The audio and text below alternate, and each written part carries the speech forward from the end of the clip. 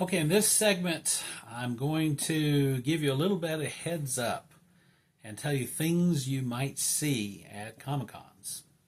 I have to start out by saying that God has called us into the ministry of reaching people who are sincere skeptics, scientists, geeks, nerds, and science educators and their families. And this is not a ministry for everyone. Sometimes you have to have a pretty thick skin when you're doing the type of ministry that we do. And so I hope that in your first experience of a Comic Con, you don't get thrown into the deep end of the pool, but it might happen.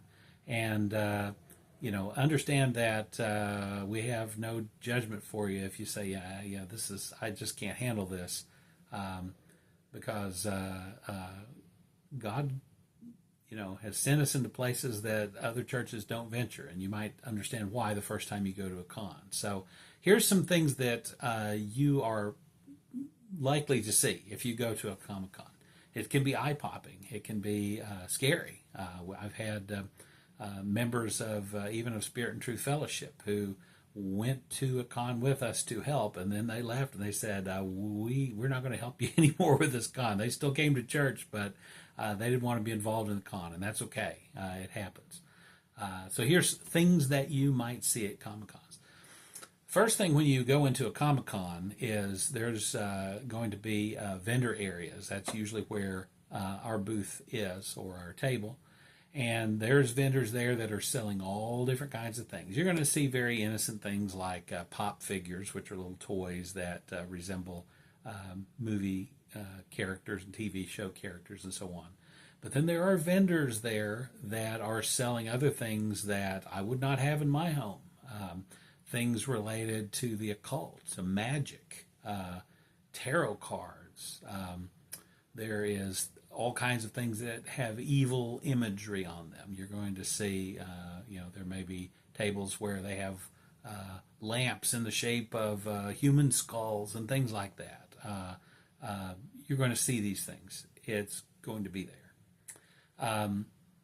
Another thing you're going to see is people who are not just vendors at the show floor, but attendees that will openly display alternative lifestyles. LGBTQ is something that is you're going to see. There may be public displays of affection. It doesn't happen a lot, but occasionally it does. You may see people with many different colors of hair. You're going to see people with lots of tattoos. You're going to see people dressed up in strange outfits. Some of it's cosplay, and some of it it may just be the normal casual attire. I don't know, but you're going to see these kinds of things, and it's going to happen. So be prepared for it. Another thing that you're possibly going to see is ladies in some skimpy outfits.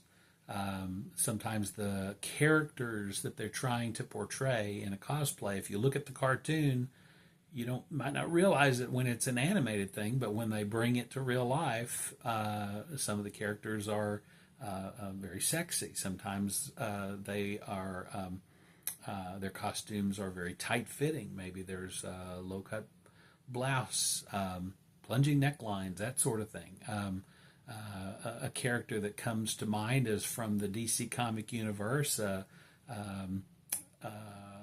someone who is associated with the Batman series, friend of Harley Quinn, which is Joker's girlfriend, and it's a character named Poison Ivy. I've seen quite a number of young ladies who are dressed up as Poison Ivy, and she has some revealing clothing in her character, in different portrayals and renditions of her character, and so the costumes can be very revealing. So just be prepared, and go back and watch the video that I've done about judging. Don't do it, because God will judge people who are outside the church. That is not our job description. We're just there to basically talk to people who are interested in talking to us about the Lord or about other things that we've got going on, and we are sharing the good news of the gospel.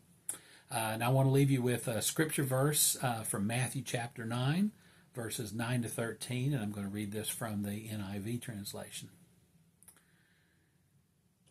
As Jesus went on from there, he saw a man named Matthew sitting at the tax collector's booth. "Follow me," he told him, and Matthew got up and followed him. And while Jesus was having dinner at Matthew's house, many tax collectors and sinners came and ate with him and his disciples. And when the Pharisees saw this, they asked his disciples, "Why does your teacher eat with tax collectors and sinners?" On hearing this, Jesus said, "It is not the healthy who need a doctor, but the sick. But go and learn what it means, 'I desire mercy and not sacrifice,' for I have not come to call the righteous, but sinners." If you're going to go fishing, you got to go where the fish are. And cons are a place that attract people of all different backgrounds, many from no church background at all, some who are carrying around church hurt. They used to be, good little boys and girls, and then they were hurt in some way and left the church. And there's a lot of those walking around at cons. It's an environment that is full of young people who are not with the Lord and not with the church. And so this is one of the places where God has sent us to do his work. It's not for everyone. And, you are very brave to go there if you live a very sheltered life. But if you do go and you look upon this group of people, look at it as Jesus looked at Jerusalem. He said, "The fields are white and ready to harvest." And churches don't go to these places very much, if at all. I mean, it's been a very rare thing that we've seen other churches at cons. And when the Lord makes an appearance through our ministry to reach out to them, some people don't know quite what to make of it. But when they realize that we're not there to judge them, it triggers something in them, that these people are genuine and they're sharing something that is good, and that is what we go there to do.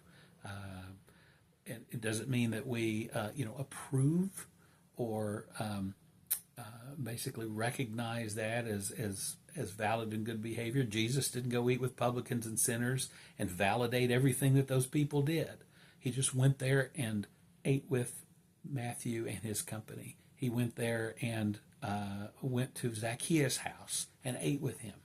And, I don't find any record in the scripture where Jesus went to people's houses and ate with them and then talked down to them or judged them and accused them there. Basically, and it seemed the response even in scripture was that they were tripping over their own shoelaces to come and listen to what Jesus had to say, because he was there and he showed up without judgment. All right, well, I hope this has been helpful to you.